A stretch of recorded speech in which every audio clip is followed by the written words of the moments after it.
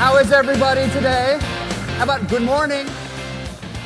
All right. Now, look, we've got a lot of empty chairs. So if you've got an empty chair next to you, I'm sure that you've all bathed sometime this week. So it's okay to sit next to other people. So raise your hand if you've got an empty chair. We've got people floating in, and maybe move in a little bit. Just try to make room for people. And we'll do this quite a bit. Thank you so much for coming to AdTech New York.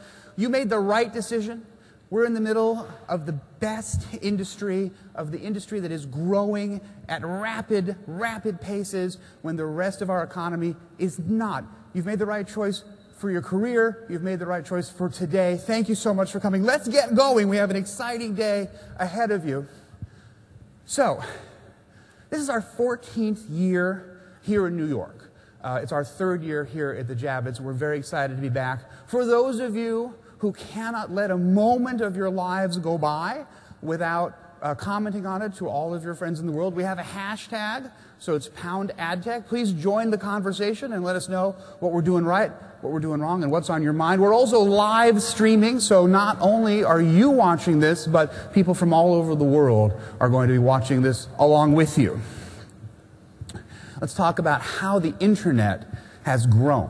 The internet is, as I said, I think yesterday at AdTech Inspire, it's the most transformative thing to happen to the species since certainly the telephone, the printing press, the discovery of fire is way more important than television has ever been because it connects people to each other. This is from the Center for the Digital Future. This just tracks our internet penetration here in the U.S., which is around 82% right now. We're about third in the world after Japan and Sweden, actually Sweden and Japan. And what this slide says is that everybody in this country who wants to be online is online. Let's talk about growth in usage at home. Right? Look at this chart. We have almost a 400% increase over the course of the last 10 years just in internet usage in the home from 3.3 to 12.3. For most of the people in this room, you've already been online for 12 hours today, and it's only 9 o'clock, so 12 hours, we're outliers, right? We're not the people here. But for the average American, 12.3 hours a week online at home. And I talked about the growth of the industry. Look at that Q2 number from our friends at the IAB, right? 24.1% growth year over year. That's amazing. We're in great shape. Now, we're looking at a holiday season. We're still looking at tough times, but where the rest of advertising, we see it starting to contract or we see it flat. Digital is growing and growing fast. This is from a September study released by Borrell and Associates, and what we see is that in terms of growth within sectors, we have untargeted banners growing the fastest, deals and coupons. After that, targeted banners, mobile, but everything is growing. Right? We are in the best possible industry to be in right now. You all know this slide. This is from my friend Terry Kawaja at Luma Partners. This is the Lumascapes. Just Google Lumascapes if you need it. This shows how complicated our industry is. It's not easy. This was the first slide. We even called it the slide. It was the inevitable slide. And it's a brilliant mapping out of the display universe. But since then, things have gotten even more complicated. We now have Lumascapes coming from Terry for social, for mobile, for search, display, e-commerce. And there's one more, but I can't remember. Oh, video. Right? That's how complex this industry is. That's how much innovation we have in this industry. Now, you can see that innovation. You can see the map of the industry as a microcosm in these slides. And there's one other place that you can see the microcosm of the industry, and that's at our expo floor. We have the biggest expo floor. This is the biggest show in digital marketing in the world. Not just AdTech. We're a global organization. I just came back from AdTech Tokyo 2 weeks ago, which was a lot of fun and an incredible show.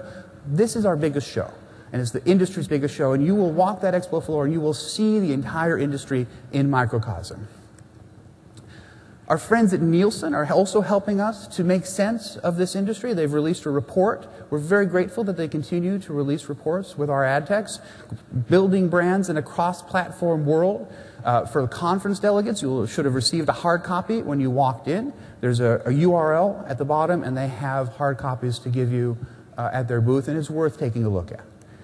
So let's talk about today. We couldn't actually do what we do by ourselves. We rely on the industry to provide us with input and advice. And this is our board of advisors. Look, we give them a round of applause. Many of them are here in the room right now. Thank you so very much. So, I know that it's like postage stamps from 30,000 feet, but it's in the book. So please take a look and say hi as you meet them.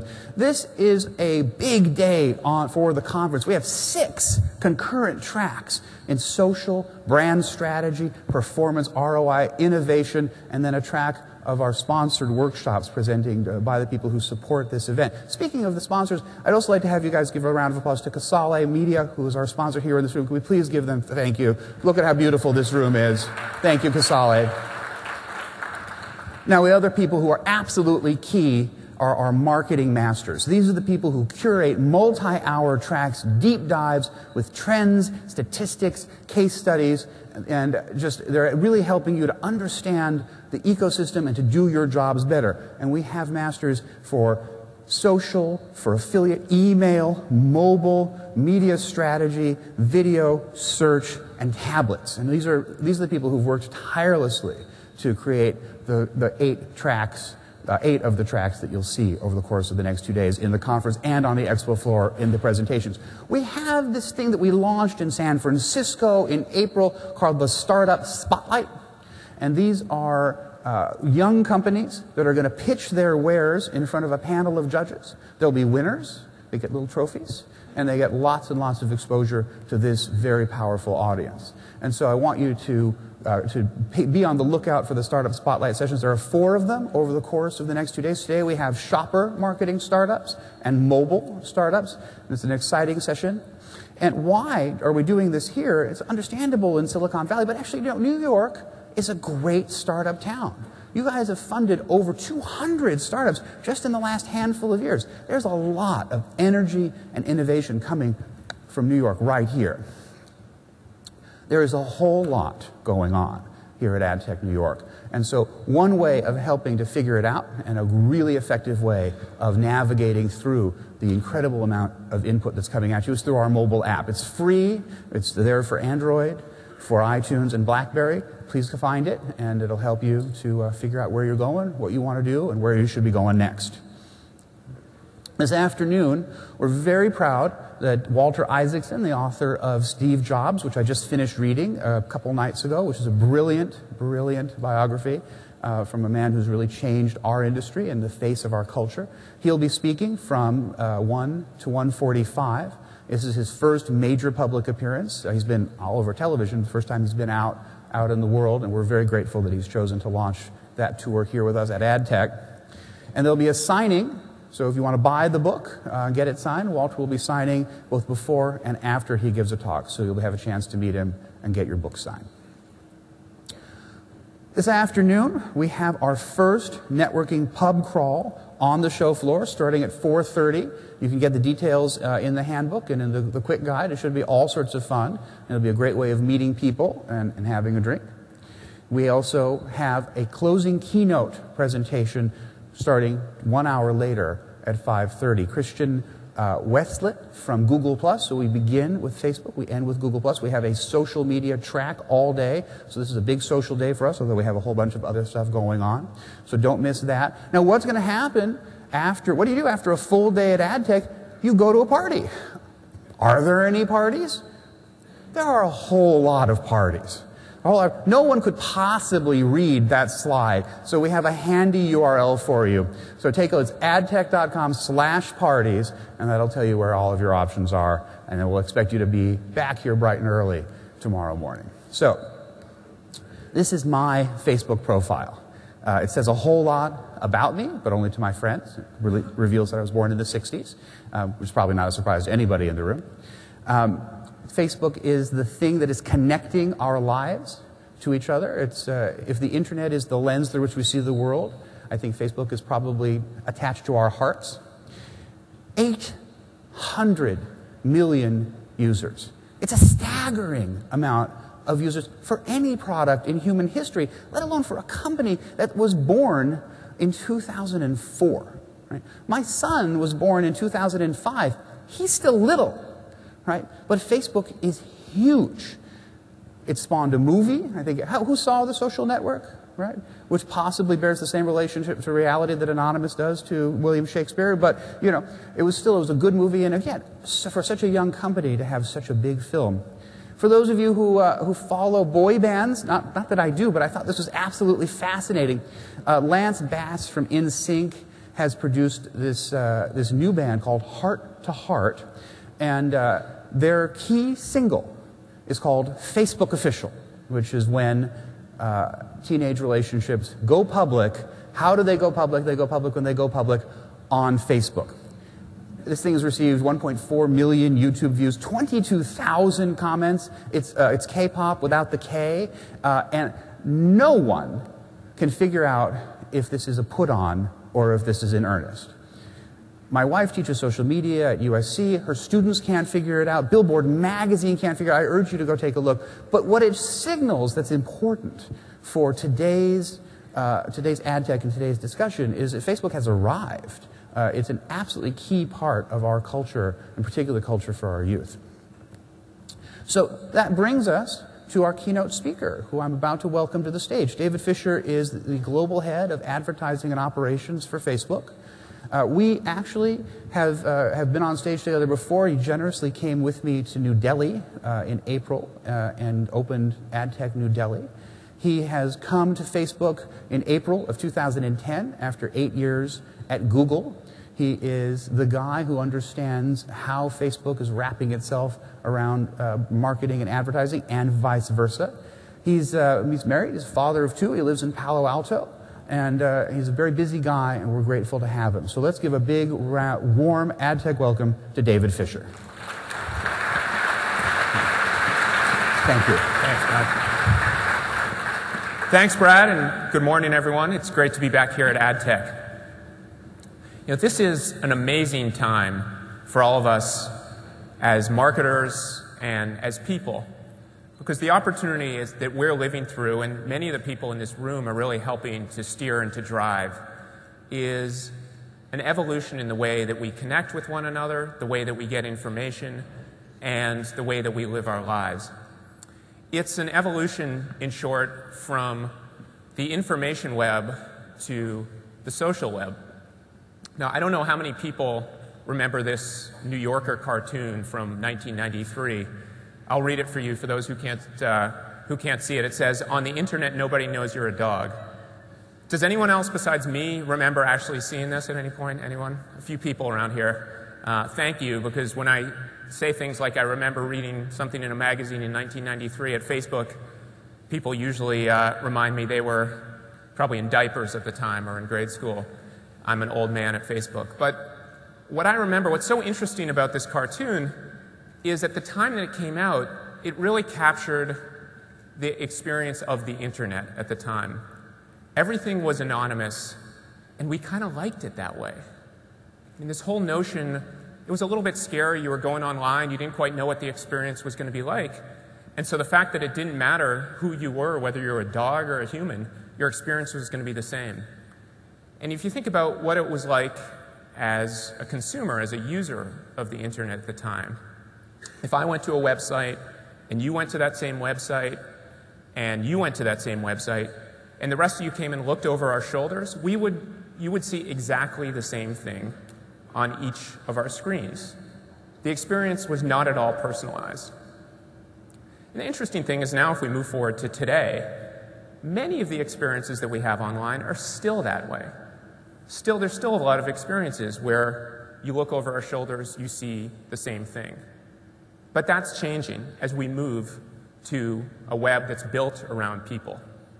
And Facebook is at the center of this movement, but obviously there's a lot of people involved in this move towards personalization. Because in this world, where things are built on the social graph, where they're personalized to you and to me, it starts with who I am, and it builds out to connect with my social graph, or the map of my connections, the people I care about, the brands I care about, the local businesses in my neighborhood I visit and frequent, and all sorts of other things that matter to me. So if you come and look over my shoulder and your shoulder and your shoulder at our Facebook page, or at any of the 800 million people around the world, you're going to see a completely different experience for each person, because the experience is personalized. It's based on who we are, what we do, and what we're interested in. And we just took a big step forward on Facebook on this in the last couple of months with our new timeline, which is the next version, the evolution of our profile. Brad showed his profile a couple minutes ago, and that's what it looked like before. It was a snapshot of a little bit of information about us and our recent activity on Facebook. And if you look at timeline, this is my timeline, you'll see it's pretty different.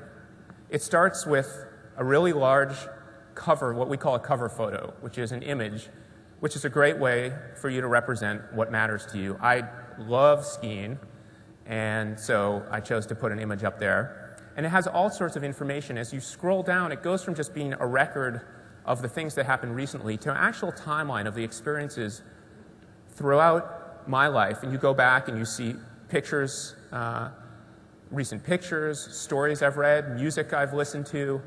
And you scroll back in time, you can actually jump around to different years, figure out who you became friends with there, move back, in this case, to my wedding nearly a dozen years ago, and go all the way back actually to your birth. But rather than bore you with my whole profile, let me turn and share with you the timeline for Andy Sparks through a little video that we put together.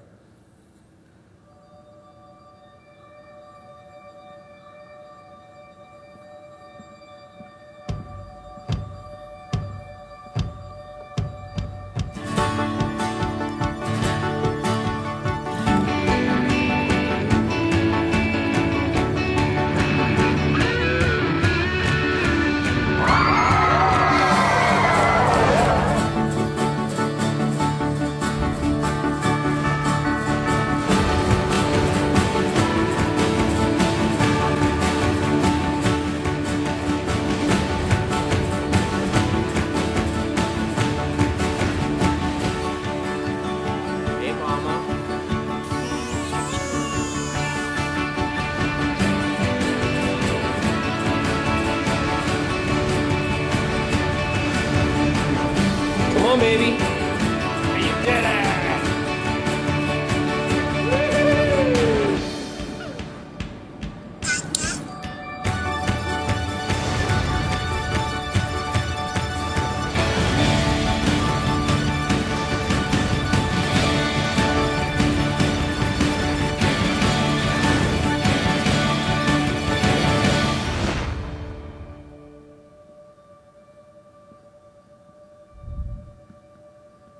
So that's timeline, and I hope you can get a sense for why we're so excited about it. I mean, think about how personalized that experience becomes on timeline. You look at Andy's timeline, and you can't help but just know from after about 1 minute how important his family is to him. I mean, his wife, his daughter, his family, it just comes through. That's so important to his identity, and you can express that in many, many more ways. We think this kind of personalization is the reason that Facebook has grown so rapidly from a company, as Brad said, only 7 years old, to over 800 million people around the world today and growing, over 160 million in the US active. And half of those people come back every day on Facebook. In September, for the first time, in a single day, we had over 500 million people on Facebook. 500 million people in one day, and continuing to see growth. And it's not just the number of people, it's the amount of engagement. We see people spend more time, close to 7.5 hours a month on Facebook, which, if you look at the number 2 site, is less than 3 hours. So vastly more time on Facebook than on any other site out there. We think it's because of the amount of engagement that they have, the amount of personalization, the chance to actually come and get what is essentially a personal newspaper when you come and see your newsfeed. It's all the things that you've connected to, the things that you care about, the news from them, the input from them, all personalized to you. And the big belief that we have about where we're going is that the amount of sharing, the amount of engagement is only going to continue to grow. We have seen a doubling of the amount of sharing happening on Facebook year over year, and we expect that to continue. We expect there to be exponential growth in that.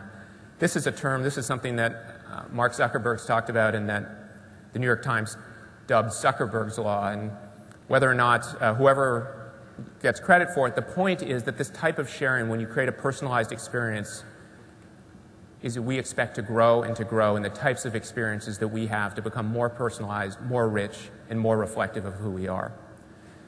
And this sharing has a profound effect, not just in how we relate to our friends, but also how we relate to institutions, how we relate to governments. You know, we saw this with the Arab Spring in the Middle East, where it was the actions of brave men and women organizing and rising up together, but connections that today are much easier to happen than they were a decade or 2 decades ago, because people can connect very easily. You know, when the war in Libya ended a couple of weeks ago, the NATO commander in charge of the war there, the first thing he did when the war ended, even before he went to brief the officials at NATO, was he posted on his Facebook page to announce the end of that war. You know, it's interesting that Wendy Clark from Coke, who is, I think, going to give a keynote at this time tomorrow morning, she said in an interview this week that when New Coke came out in the 80s, how many people remember that debacle? I think we all do. That it took them 63 days to figure out that they had made a mistake and to undo it. And she pointed out that in lesser time, there have been uprisings of people rising up against autocratic governments and governments falling. And so her point being that, you know, things are just happening much faster, and today they would know that much, much faster. And that's, you know, we really believe this same movement that's making better experiences for us as people, better opportunities for people to organize and express themselves and to gain power within their countries. It's the same thing that's also gives us as marketers the opportunity to make marketing better and to make businesses better. I mean, our fundamental belief is that businesses are better off in a more open, a more connected world, and that business is just plain better. Our businesses, our brands, they're better in a connected world. And we sometimes get this question where people will say to us, you know, Facebook is about people. It's about me and my friends and my family. Is there really a place on Facebook for businesses, for brands? A number of people have asked us, are we intruders? And our answer is absolutely not. Our vision, what we are trying to build with Facebook, requires that we have everything represented. Businesses, brands are a critical part that we couldn't do without on our platform on Facebook. But more important than our view is what the people on Facebook, what 800 million people on Facebook are telling us. And that is that they want to connect with businesses. It's something they do every day, and they want those relationships to be built. Because every day on Facebook, 100 million times a day, a user on Facebook likes a page. You can see up here some of the pages with reasonably large number of connections. Coke has, I think at last count I saw, about 35 million. Starbucks, 26 million. But it's not about whoever has the most fans wins, but it's about who has the opportunity to engage with an audience, to connect with the people who care about you and who you care about. And 100 million times a day that's happening. So people are telling us very clearly with their actions they want to connect with you. And it's not just a one-time interaction. It's an ongoing relationship, an opportunity for two-way dialogue. If you think about all those people and all those connections, I mean, what this really is it's going and fishing where the fish are. And what's amazing is the opportunity when you reach people. It's not just about those connections to people, but it's the opportunity to reach their friends as well. The power of the social graph is the pace at which it grows, because the connection between one person on Facebook and 1 million people on Facebook is only 4 steps. Let me explain what that means. If I share something with my friends, and they share it with their friends, and they in turn share it with their friends, it's gone from me to over 1 million people, just that quickly. And I think all of us know, think about how quickly things spread when you see something, a great piece of content on Facebook, and you share that with your friends, and they share it with their friends. Think about how quickly that happens. That multiplier effect is dramatic, and it happens incredibly fast. It's what we talk about when we say things go viral. And we know that when you reach out not just to your fans, but to the friends of your fans, you get 81 times the distribution. So incredible power of reach. But it's not just about reach, it's also about the influence that you can have, an opportunity to influence their friends. I have here a bottle of Orangina. I'm sure many of you are familiar with it. How many of you guys have had an Orangina in the last week? Go ahead, hold your hands up. You don't have to be ashamed. I have too. It's about, I would say, maybe 1% of the room. Let's round it up to 5 because some of you guys might be embarrassed for whatever reason. It's delicious. I think there's nothing to be ashamed of. The reason I ask that is I conduct on a regular basis my own little social science experiment at the Facebook offices. And Orangina is Exhibit A in my experiment. Here's what I do is, if you come to our Facebook offices, we have these nice little micro kitchens that have all kinds of sugar, candy, and cereal, and big coolers full of, we got your Cokes, we got your Diet Cokes, water, coconut water, you name it, and we have Orangina. So we've already demonstrated that very few people drink Orangina, but what I'll do is if someone's coming in for a conversation is before we sit down, we'll go and I'll grab an Orangina and then I'll say, what would you like? And there's this huge fridge full of all these choices. And about half the time, a person will take an Orangina. Say, that sounds good, I'll take one of those. And I think you can all relate to this because we see this all the time, that we are influenced by our choices and by our friends' choices, and our friends are influenced by our choices. And it's hard, it's kind of simple. That's sort of the part of the key opportunity of when you build these connections on Facebook. You have that broad reach and the chance to influence people. You influence your friends influence you, and as marketers, we have a chance to actually build those connections and take advantage of that influence in the social graph. So let me take it down a level and get a little more tactical about what are the tools, how do you actually connect, how do you engage with customers. And it really boils down to 3 simple products on Facebook. Starts with Pages, which we just talked about, which is the way that a business, a brand, can come and have a free online presence, establish yourself in the social graph on Facebook. Then Ads, the way to get your message out to target an incredibly large audience around the world or incredibly narrow targeted audience based on factors like age, gender, interests, and so on, location. And then the third piece is Sponsored Stories, which really brings the best of both of those worlds together. It's a product that we rolled out earlier this year, but let me just ask, how many people here know Sponsored Stories or are familiar with them? Less than half. So let me tell you first a minute about what they are. So if let's say I see a post for a new movie trailer coming out where the studio has posted the preview for that movie. I watch it, I like it, I want to see it, so I share it. I click the share button to share it with my friends. Now, in reality, it's going to feed into my friends' news feeds. But in reality, probably only 10, maybe 20% are going to see it because they may not be online at the time. They may have other things. They may just miss it. Now, if I'm that studio, I really want to make sure that all of my friends, when I share something, everyone who shares something, their friends have the chance to see it. So we call each item in your newsfeed, we call that a story.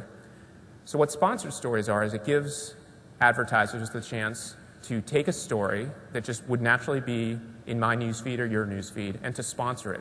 Basically, to pin it up on the upper right-hand side of the page to make sure that you get the reach, that you get the distribution you want. So those are the tools, Pages plus Ads plus Sponsored Stories, that we as marketers use. So let's look at a couple of examples of the way that some businesses have used these tools really effectively. Burberry is a brand that's put these pieces together really, really effectively. They have been on the platform for a couple of years, built up a big fan base. And earlier this year, when they decided they were going to get into the fragrance business for the first time, they announced that to their fans on Facebook to build awareness, start to get the word out. They got a ton of comments, and they said, we want all of you to be the first ones to check out Burberry Body, our new fragrance. So they gave away 250,000 samples to their fans. And they created a lot of buzz, a lot of people talking about it, and actually grew their fan base by 1.5 million people just in the process of announcing this, rolling this out, giving away samples. So let's take a look at how the mechanics work of when you put pages, ads, and sponsored stories together. A couple months back, we rolled out a new reporting dashboard, what we call our Pages Insight dashboard. And here's an abbreviated version of Burberry's. So you can see at the top, you can see their 8.5 million fans. And their friends of those fans are actually 536 million people that they can reach through that. Think about that reach. And on the right-hand side up there, you see that nearly 40 million people, that's their weekly reach, just through their activity, through those fans and the sharing of their fans, 40 million people they're reaching. Then if you look down at that yellow line, what that tells you is that's a measure of their organic distribution, their free distribution on the platform from their posts, from the sharing of their posts, what happens. And then if we add another line, which is their ads and sponsored stories, this is their paid distribution. What you can see is that by boosting, by running sponsored stories to amplify what they're doing, they are way, way dialing up the distribution that they get, the reach that they get, the engagement.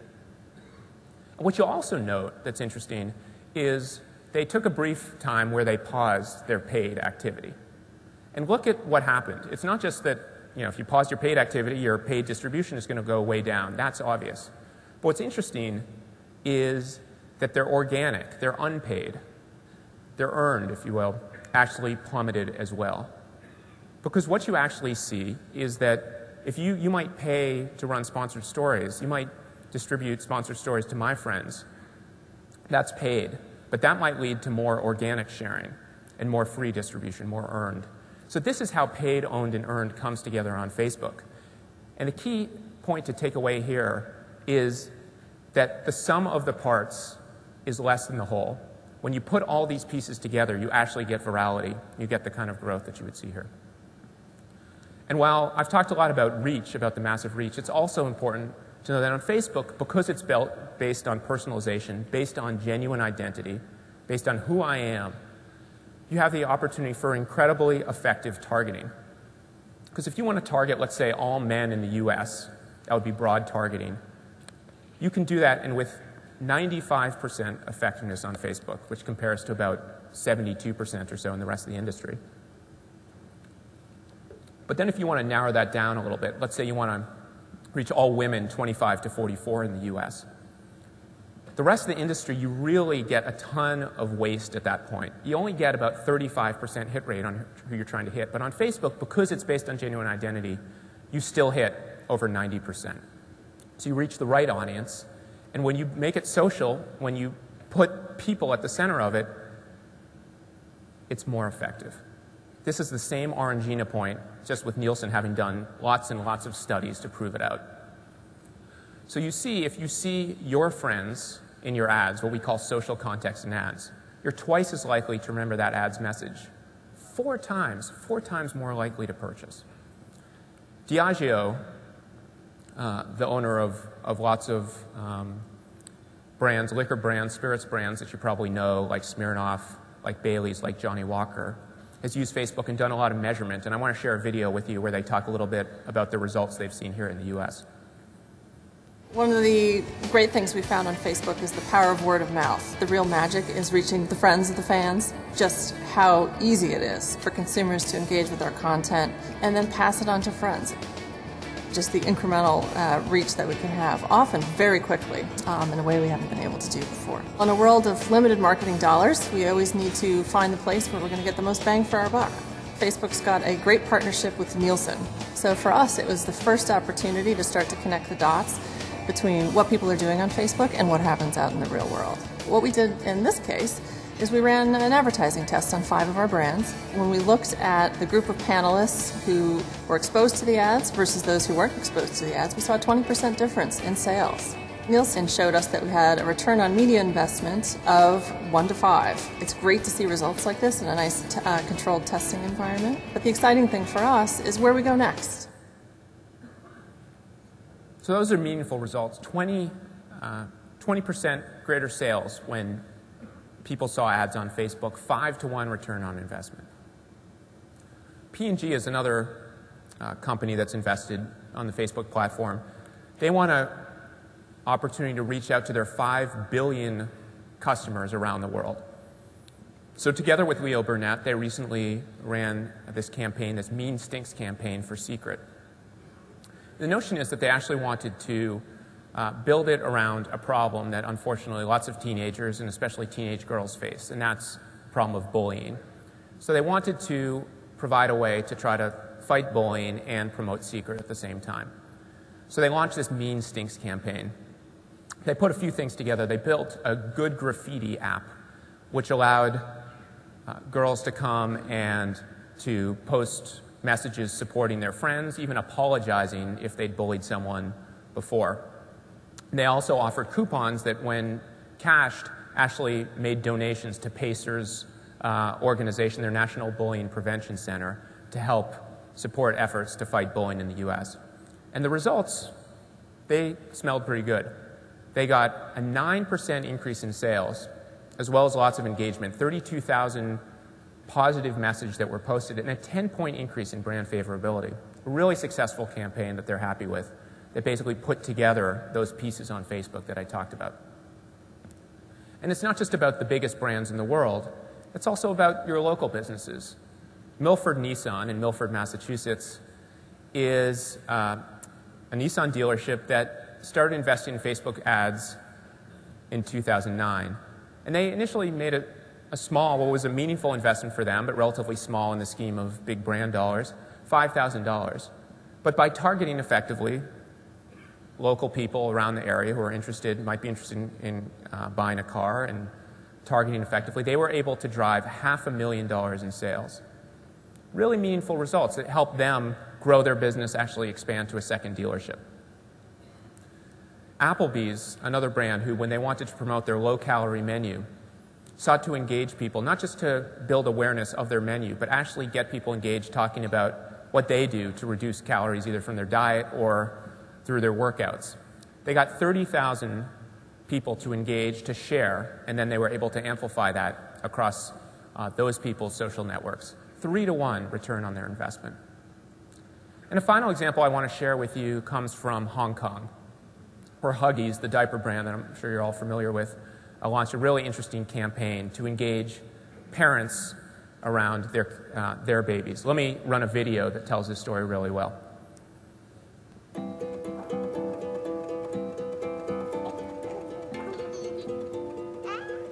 Mom just love their baby. They really want to celebrate every moment of their babies.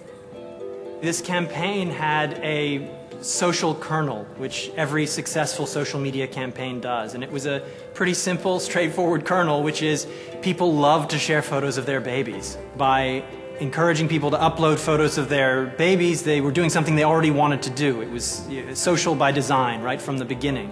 This campaign was conceived by the marketing team and the agency to find a way to start increasing exposure of Huggies in Hong Kong, as well as to launch our fan page on Facebook. So what we did is we encouraged moms to put the photos up on the fan page, and the 60 photos that were the most supported were going to be put on the side of a bus that goes around Hong Kong. We were expecting a good response. We got an overwhelming response. As with any social media campaign, we find more and more this is not something you go in set from the beginning. You want to monitor, adapt, figure out what's happening, and really leverage the greatest of what you have built. The team made a suggestion that we get a 30-foot long space in one of the busiest subway stations in Hong Kong so that people would be able to share this joy and share the photos of all 4,000 Hong Kong babies. With this campaign, we managed to reach 120,000 fans of Huggies.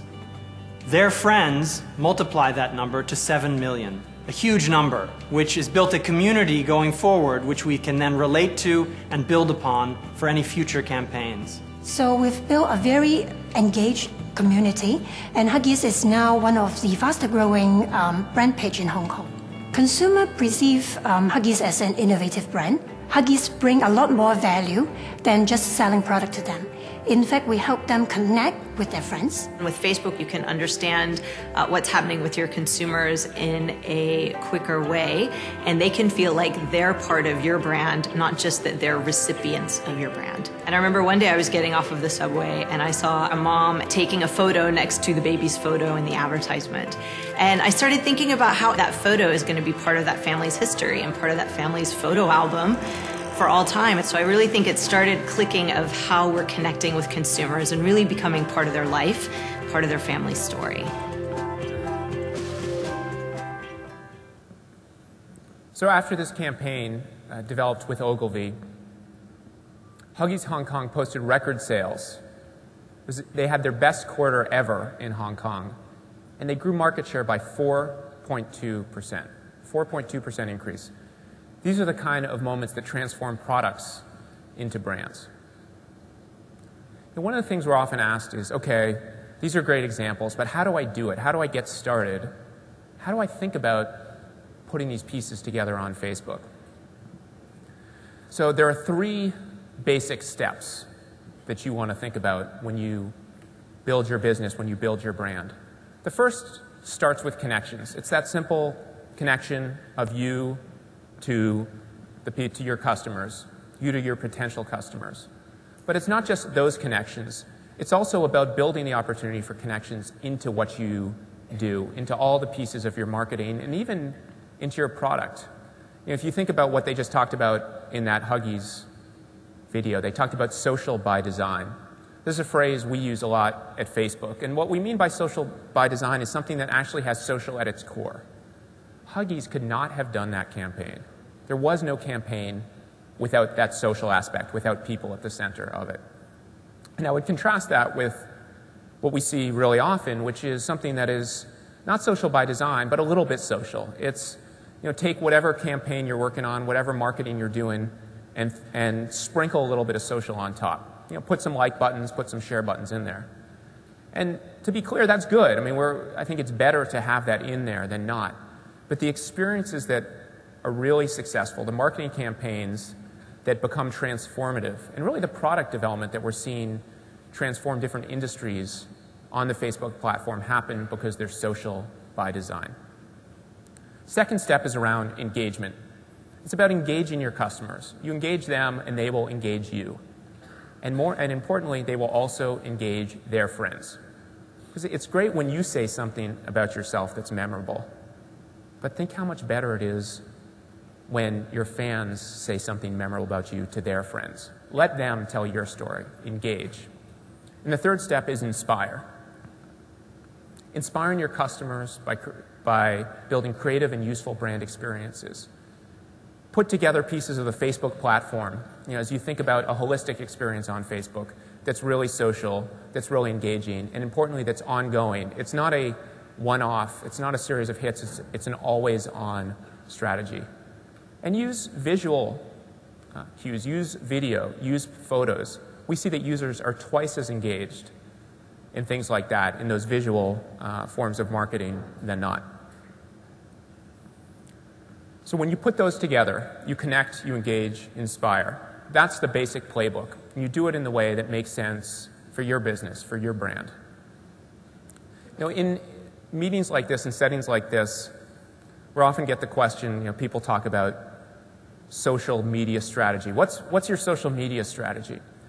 And I'm always happy to be asked that question, but I think it kind of misses the point. Because when someone talks about a social media strategy, they often start with a marketing strategy, and then they have a digital marketing strategy, and then, you know, and so on. And you're kind of dealing with the sub part of your strategy. And if you think about what is social media, what is social marketing, it's people, right? And so if I said to you, what's your people strategy? You wouldn't say, oh yeah, that's down, that's a little bitty part of my business. You'd say, that is my strategy. So your people strategy is your strategy. And so when you're thinking about what is your social media strategy, what you're really thinking about is, how do you want to connect to people? What do you want them to think about you? What messages do you want to get to them? And so when you start in that people-centric way, and when you create these more personalized experiences, and then let people share them because they're engaging, because you're speaking to the right audience, that's when success happens. And that's how businesses get better in a more connected, more open, more social world. Thank you very much.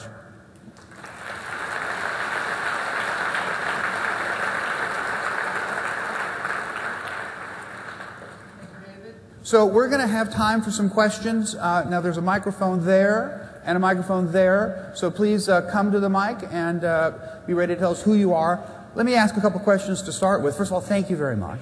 Thank you.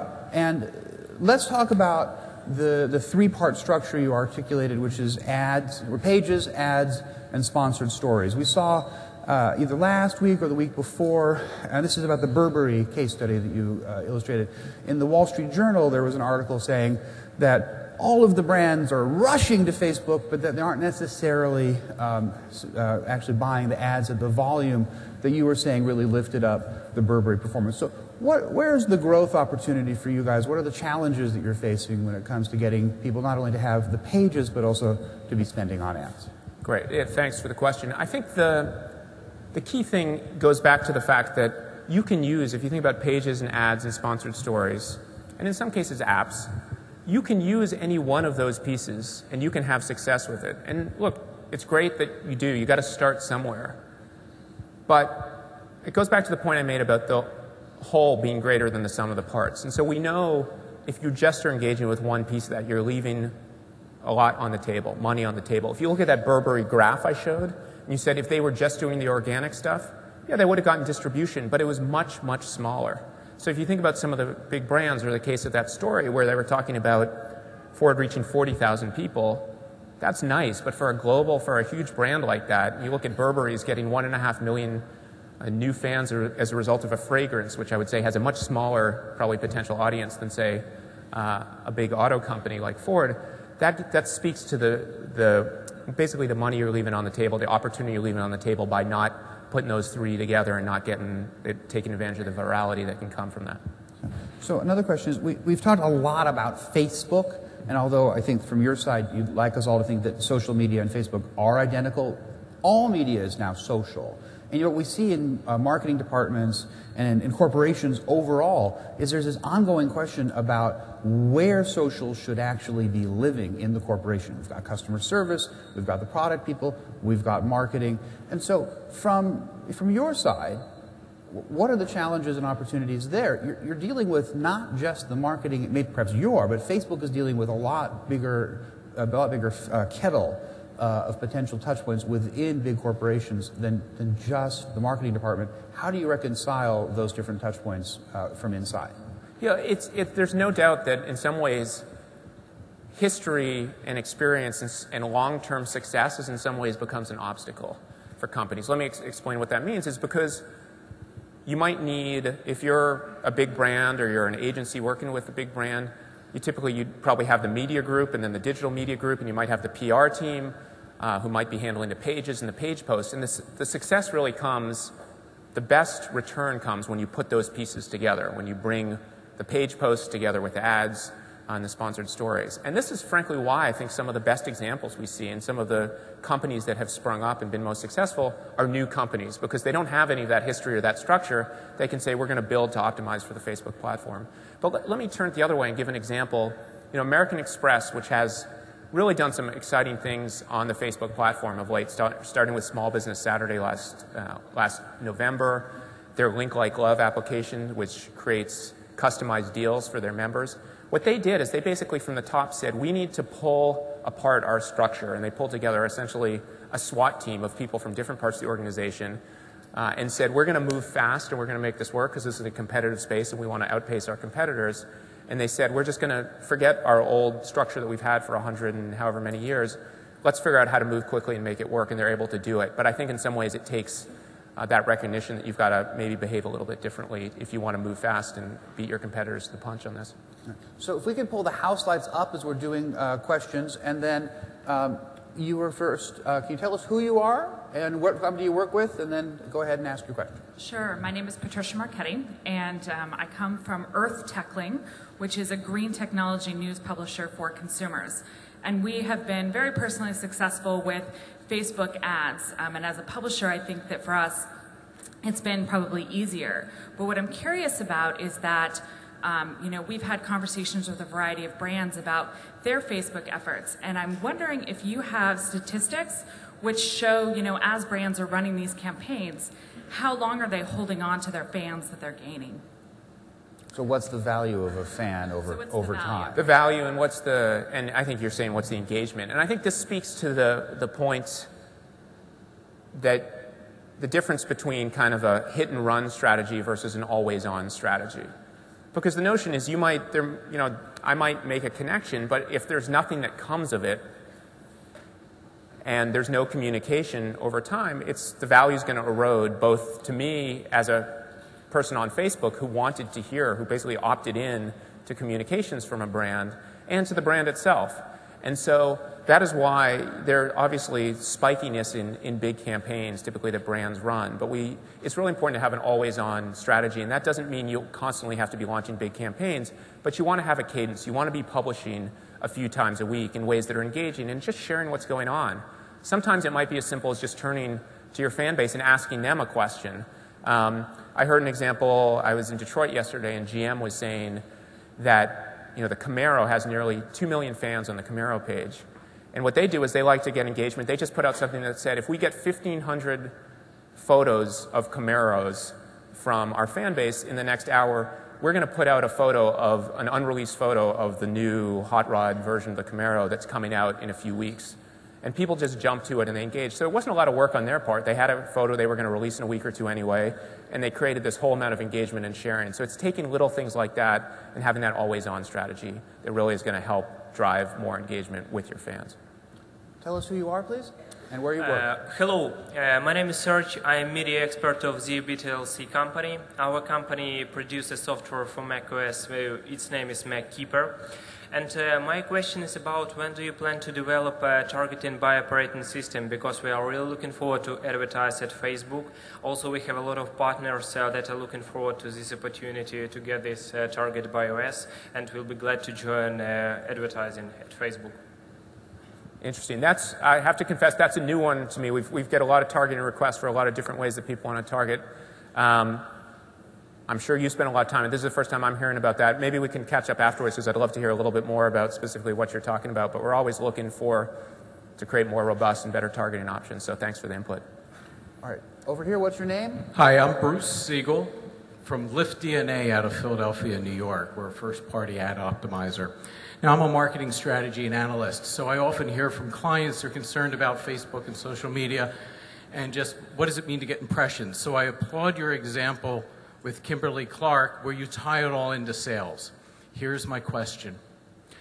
The 4.2% revenue increase, did you look at any way of attributing that to the increase in fans and the other promotional programs? For example, did you compare that lift in revenue for that quarter against other product lines in Hong Kong as well?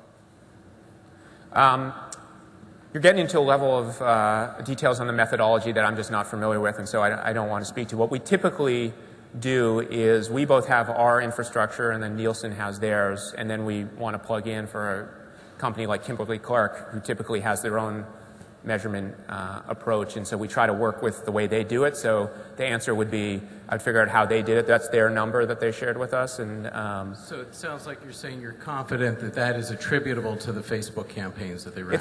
Again, that was their conclusion. So we're always most concerned with clients feeling happy and feeling like this is driving real engagement. And frankly, clients tend to be plenty skeptical and want to make sure that it's not any one publisher claiming all the credit. At least that's my experience. I bet that's yours too. So that's we're going to take a question over here. Tell us who you are. Hi, my name's Jessie, and I'm a little louder, please. My name's Jessie. I'm a digital marketer. I work with Bonzer Payne, which is an online advertising agency. They're marketing. My question was, we work with a lot of businesses in very small town USA locations across the U.S. Big brands always have an advantage since they're very well known, but what would you say is a pretty good effective way to reach that population within those towns and to engage a little better with those businesses, because clients are always kind of like, oh, we want more likes, we want more people on the pages. So what would you say is a good way to do that?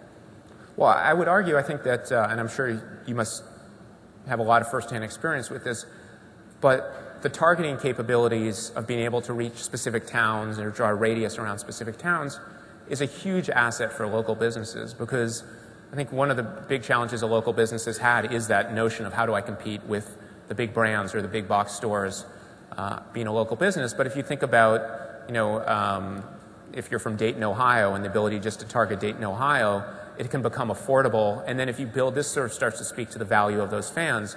If you build up a couple hundred fans in the local area and then can actually reach all of their friends, we actually see great results, and we think that's critical for local businesses. And playing up the fact that it's local. I mean, people, I think, just at our core, we like that notion of that relationship with our local business, but it's actually having that voice and making that point. I think for small businesses, why they so often need services like you, agencies like you, is because they don't always have the time to be out there and to be publishing. So it's a little bit like that answer I gave a couple minutes ago about just being regularly posting on the page and just engaging people and just building up that fan base, and then you can leverage that really effectively with local targeting on ads.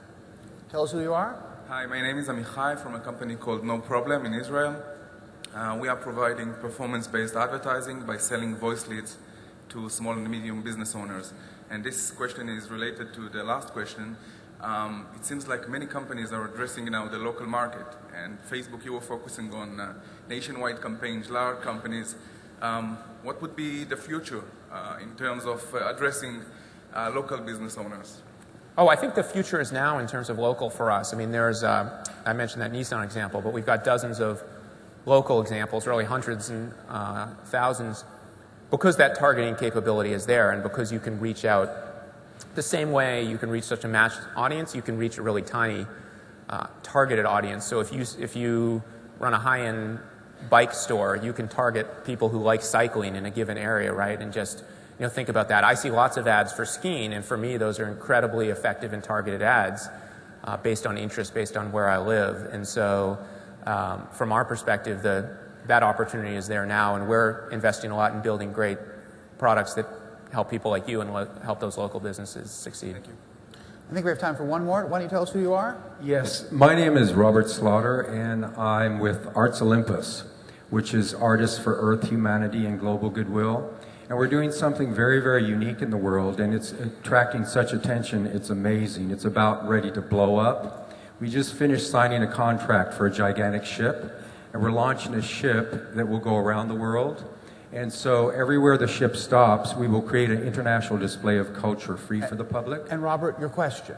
Yes, I'd like to know who I can speak to with Facebook so that we can orchestrate this to get the maximum effect worldwide. We're getting calls from all over the globe. We just got a call from China. They're ready to introduce us to national television, as well as we just had a billionaire that called us last week, and we told him we're not ready. You're talking to the right guy. Okay. So thanks for the question, Robert. Sounds like a really interesting initiative. Why don't you come over, and we got some folks from the Facebook team afterwards, and we can probably take your card and get you in touch with the right folks there. So thank you. All right. Hey, everybody, let's give David a big round of applause for a wonderful opening to AdTech New York. Thank you so very much. Thanks, Fred. So the expo floor is now open. We have conference sessions starting in 15 minutes. We have a shortcut to the expo floor right there. Conferences out to the right. Thank you so much for coming. We'll see you back here later on for Walter Isaacson. The sky